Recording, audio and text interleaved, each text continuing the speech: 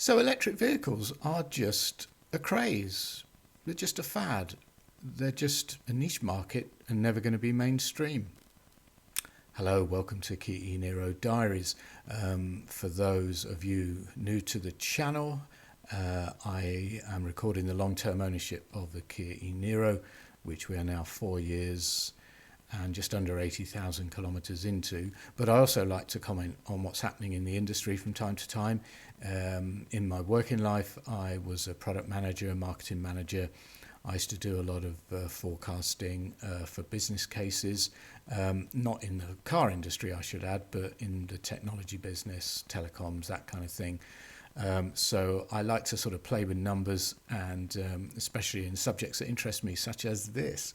So yeah, there's a lot of websites out there who are saying that they're in denial that electric vehicles are a real thing, that they're really going to sort of supplant the internal combustion engine. And of course, I'm aware of the fact that I live in a bit of a bubble, as probably many of you do if you watch YouTube channels that are talking about electric cars, and you probably don't look at what the petrol heads are looking at. You may do, I don't know. I like to go and look at some of these sites to see what people who don't think like me are thinking. And there's some quite amazing stuff out there where, people really have a visceral dislike for electric vehicles for some reason. They really hate the idea of driving one and owning one. I don't see why. Why would you not want to drive around in a car that's smoother, faster, cheaper to run, and a lot cleaner for the environment? Burning stuff, it's got to come to an end, and it is coming to an end. So how am I going to do this then? Well, I'm going to do it by looking at the data, looking back at car sales in general over the last few years, and then breaking out the electric vehicle component of that to see how that's changed and what the trends are, and then looking at one of the key the key elements of making electric vehicles, which obviously is, of course, batteries, and how that is growing very rapidly, but also where the investment's going. As they say, follow the money. So anyway, we're going to do this. You don't have to look at me through this. I've got some video of us driving around the lanes here during the winter, and I'm going to put up a few charts and try to give you my views on what's going on, and then you can draw your own conclusions. Okay, here we go then. Here we are on the road. I recorded this a couple of months ago in the winter. We did get a little bit of traffic actually, but thinking again about this, EVs are just a craze, just a fad, and countering that argument with some hard data. Problem is that what hard data are you looking at? And the way that people define vehicle sales varies depending on the source. The source I use talk about light duty vehicles. So that's just cars and vans, not heavy goods vehicles, not buses or anything like that. And I use a couple of sources, World Economic Forum and a company called Statistica. They seem fairly consistent, and I've been tracking these back to about 2014, 15, 16. And what we find is that global car sales have been in the sort of mid to high 70 millions for most of the kind of 20 teens. So we get to 2018 and we see 78 million light duty vehicles being sold in the world. And in 2019 that dropped off a bit. And at that point, some people were saying that, is there what they call the Osborne effect going on? Because electric vehicles were beginning to become a thing. There were only about 1.5 to 2 million electric vehicles sold in that year, but maybe people were holding back their purchasing on the basis that things were changing, and they didn't want to invest in a fossil fuel car at that point in time. But then everything went crazy in 2020 because of COVID. With all the lockdowns we had, a lot of showrooms were closed. People were uncertain about their jobs, and it really was a very uncertain time generally. And factories were shut down for part of that time. So there was a supply problem and clearly a demand problem as well. And total vehicle sales in that time in 2020 fell about 11 million, which is a huge drop, which you can see there. So we'll talk about what electric vehicles did in the meantime in a minute. But 2021 was thought to be the year of a big recovery, that car sales were going to get back to where they were. And of course they didn't. The manufacturers were using the reason as being a lack of components, mostly chips, as the chip making industry has scaled back during the COVID year. And there were still some lockdowns during 2021, which probably restricted people's access to showrooms or made people more nervous of going to showrooms. And obviously in China there was still some shutdowns of factories as well during 2021. But the car market did recover a little bit, not to the 2019 level. It was still well down on that year. But we got about 3 million more vehicles in 2021 over what we had in 2020. The interesting thing is, though, that as you'll see in a minute, the growth in electric cars meant that although there was a 3 million increase in total car sales, the sales of fossil fuel cars actually fell slightly by 700,000. And then we get to last year, 2022, when everyone was expecting things to really improve. The car industry was expecting to get back towards that sort of mid-70 millions at least, even though it had come down from a peak of high 70 millions in sort of 2017, 2018. But in fact, car sales fell again. And there's so many factors involved in this. Could it be that companies were still having problems getting components? Certainly the chip shortage was said to be another problem last year again. Or something else was going on that, again, this what they call the Osborne effect, where people are actually holding back their purchases while they kind of work out whether or not EVs are just a fad, just a craze.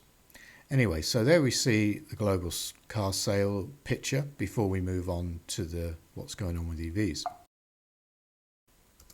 So what is going on with EV sales then? Well, I've used scale of thousands in this case. You can see here to give us a bit more granularity really on the numbers. So in 2019, the year when just under 75 million cars in total were sold, 2.2 million of those either were full electric or plug-in hybrid electric. Full electric cars have always been in the majority. Even in that year, it was about 2/3 to 1/3, and that ratio has got bigger in favour of pure electric cars since then. So that year then, about 2.9% of all car sales globally were EVs. Then, of course, we had the COVID year, where total sales fell by 11 million, but EV sales went up by about 900,000. So there was still progress on the EV front, which meant that EVs were about 4.8% of the total. And then there was that big recovery year, the year where the industry was hoping to get back to its previous levels of sales. Didn't happen, of course. Only went up by about 3 million. But EVs were the lion's share of that growth. And in fact, the total of fossil fuel vehicles sold in 2021 showed a decline of about 750,000 of lower than in the previous year. So there's clearly a trend here, not just in the growth of EVs, but the steady fall of fossil fuel vehicle sales. So last year, of course, was another record year. EV sales reached about 15-16% of total vehicle sales, as car sales globally actually fell slightly from 2021. Still, a lot of, from the petrol head side of the world, they're saying, it's just shortages of chips or shortages of something or other that stopping cars being built. But that I don't think is the case. It's a clear sign of the Osborne effect coming into play more and more as people, maybe they want an EV, but they can't quite afford one this year, or they are waiting for the EV of their choice to come onto the market rather than buying another fossil fuel car. Who knows? The individual choices that people make are as varied as there are the number of people. But you can only look at the big picture statistics, and here you can see 10.6 million EVs were sold last year, and out of a total of 65.4 million, which means that the fossil fuel car sales were down to 54 million. So fossil fuel car sales then have fallen between 2019 and 2022 from just under 73 million to just under 55 million, which is a huge drop. So next thing we're going to go and look at is what underpins the growth of electric vehicle sales, which is, of course, the production of batteries. There's clearly no shortage of demand for electric cars. They're not being discounted, and they're not really being advertised that much, although that has changed in the last year or so. Tesla certainly don't do any advertising, but the availability of batteries has held back the supply, that's for sure. So we're going to have a look at that now. So what about batteries then? Well, we've been using batteries, and even lithium-ion batteries, for a long time. They're in our phones, our laptops, and all those kind of devices. But to make them in the quantity required for electric vehicles is a whole new, relatively new ball game. If we've got an electric car, we're used to talking about kilowatt hours. The battery in the e-Niro is 64 kilowatt hours. But to make thousands, even millions of electric cars, you need gigawatt hours. And I guess that's where the term gigafactory comes from. When Tesla built their first battery plant in partnership with Panasonic in Nevada, back in, 2015, 2016, they called it a gigafactory, and that term seems to have stuck, and now there's many gigafactories being built all around the world. And you can see the results of that in the chart here. So in 2019, when around 2 million EVs were sold, the output of these gigafactories for cars was 95.6 gigawatt hours.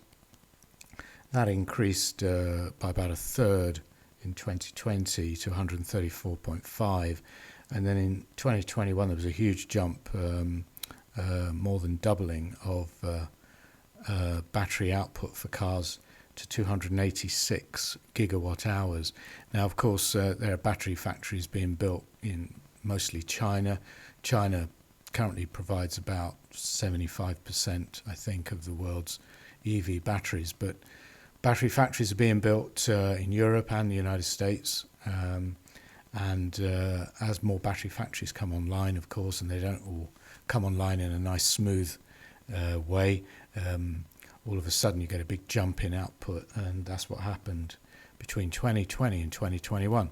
And it also happened in last year, in 2022, where we crossed the half terawatt hour mark with just over 518, in fact, gigawatt hours of EV batteries were made. And obviously that reflects in this big jump in EV sales. We hit the 10 million mark last year, and the forecast for this year, 2023, is to be 750 gigawatt hours, so 3/4 of a terawatt hour. And I would say 2024 we're probably going to reach 1 terawatt hour, so that's the first terawatt hour. And analysts reckon that when you reach a terawatt hour, you're going to be able to build somewhere between 15 and 20 million EVs every year. Now, obviously, the global output of fossil fuel cars potentially is much higher than that. Obviously, it's never going to reach what it was, but there are enough factories making engines and cars in the world to make, in theory, I think it's 85, 90 million. And I don't think we've ever reached that point in global car sales. But of course, with fossil fuel car sales falling, we've now got a lot of factories that can make cars, but not necessarily make EVs, which, as Tesla have shown, that's a different game. So the thing that's been holding us back, as I say, is batteries, but that looks like being solved. And as they say, when it comes to any business or many other activities in life, you need to follow the money. So we're just going to finish off by having a look at the investment, and to finally kill off this idea that EVs are just a craze, just a fad, and they're only ever going to be niche. So let's have a look at where the money's going. So following the money then, well, you sometimes see things in the mainstream media talking about a new electric car factory being built. But of course, you've got to dig a bit deeper than that to find out what's really happening in terms of investment. And one of the sources I use is a company called Benchmark Minerals. They're quite well known in the industry for tracking the prices of materials like lithium, cobalt, manganese, nickel, graphite, all the things you need to build EV batteries and other things as well. And in the 4-year period we've been talking about, so from 2019 to 2022, their latest report, which came out in January, I think, this year, said $300 billion has been spent in the last 4 years on battery factories for electric vehicles. And obviously we've seen that in those numbers that I've just showed you there, going from like 96 gigawatt hours in 2019 to over 500 gigawatt hours last year. And what they also say in the Benchmark Minerals report is that there are 102 electric vehicle battery factories in the pipeline going out for the next 10 years. They expect that by 2029, 2030, there will be about 3.5 terawatt hours of electric vehicle battery capacity in the world. And by the time you get to that point, you're talking about being able to build probably about 60 million or more electric vehicles. So you're really almost replacing all the fossil fuel light-duty vehicles. So anyway, I hope you found that interesting. I think the evidence, the data is quite clear that the electric vehicle revolution is not a fad, it's not a craze, it's something that's real, it's happening. The demand is greater than the supply, and obviously electric vehicles are still more expensive than their fossil fuel equivalents, but that's going to change rapidly as the battery production ramps up. That's the only thing that's really holding it back. And of course the other thing is that EVs are being made in bigger and bigger numbers. We're already seeing that as Tesla ramps up volume, they're reducing their prices and maintaining their margins. And that's going to happen with all the manufacturers as they get better at making EVs and start making more of them. Anyway, thank you for watching. Hope you found that interesting. Please do click a like, or even better, a subscribe. And until the next time.